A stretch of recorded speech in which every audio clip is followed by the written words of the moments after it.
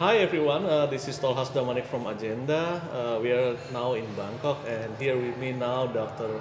Seree Nantasud, the Thai representative to the AICHR, and we'd like to have the short interview with regards to the ASEAN Enabling Master Plan. Good morning, Dr. Seree. Good morning, Tolhas. Um, uh, as we know that ASEAN shortly, we hope to adopt the ASEAN Enabling Master Plan on Disability.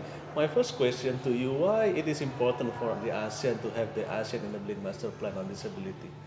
I think fundamentally we recognize in ASEAN that we are a people-centered, people-oriented community, and persons with disability are part and parcel of this community, so they have equal rights with everyone, as everyone.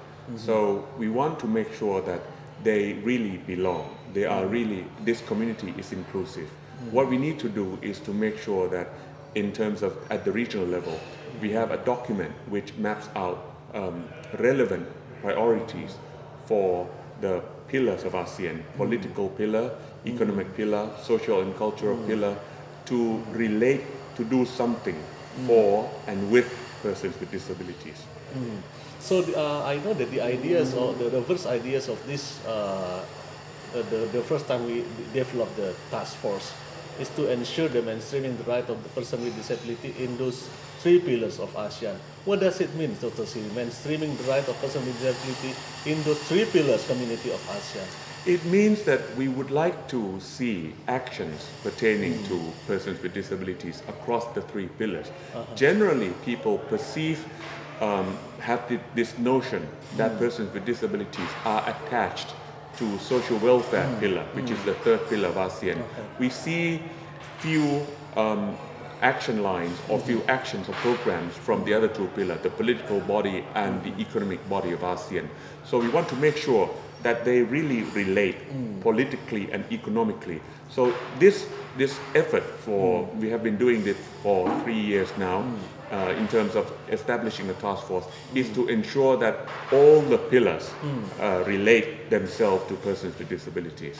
So how is the response from those three pillars so far for this master plan? I think we have, during the process, not only have we consulted persons with disabilities, all the DPOs, and also experts on disability rights. We have also consulted with executives, deputy secretary generals of ASEAN from the political pillar, economic pillar, as well as the social and cultural pillar. They are all supportive of this idea.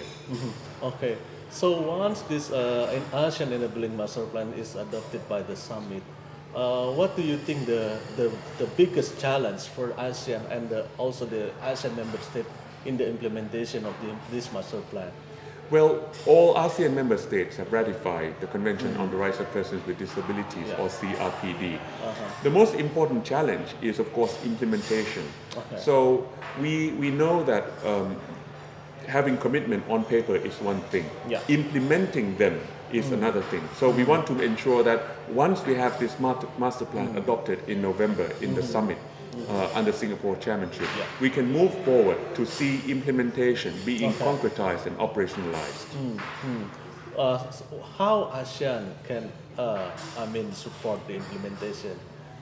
I think that we have put in place an unprecedented mechanism to require that all sectoral bodies of ASEAN report what they have done in terms of implementing the action points included in the master plan to the joint to ASEAN level, so that they need to do something during the year. And also, I think it is important to bear in mind that it's not just ASEAN, it's also everyone. So all the organizations of persons with disabilities and persons with disabilities themselves have a role to play to make sure that you are part of this playing field. You need to be active. Okay. So the last question from me, what is the expected role of the organization of persons with disability to support this enabling master plan, also the implementation? I think you have to not just, actively voice your concerns, because We know that there are different types of disabilities with different types of needs. So you need to make sure that all those needs are recognized. You know, people with mental disability, people with learning disability, people with physical disability, they are all different. They can't be placed or put under one kind of suit.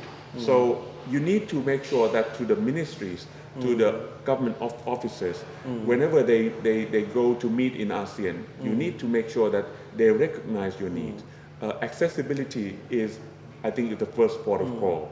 You know, incorporating universal designs to ensure that you can access all the facilities of government. I think it sounds easy, but in fact, probably is the most difficult one. And attitudinal barrier is still there. So we hope that by having this ASEAN Enabling Master Plan, it will be a focal document for ASEAN to bridge the gap, to destroy the barriers for persons with disabilities. At the end, I think we want ASEAN not to be just people-centered, people-oriented community, but barriers-free community as well for persons with disabilities.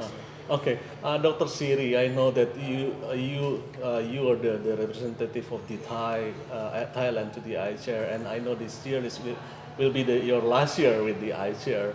What is your impression about working with the AICHR and also, I mean, taking the lead of the disability issue in AICHR? What is your impression so far?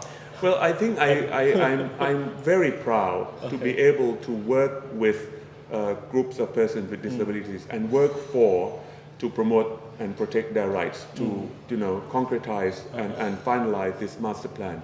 Overall, I think I'm happy to work. There are things that we could not have done, but it's incremental. But at least we show progress. We show that we can do something to at least certain groups of people, and we need to move forward in that direction. Yeah, and for you personally, are you going to also support this even though you'll not be in AICHR anymore?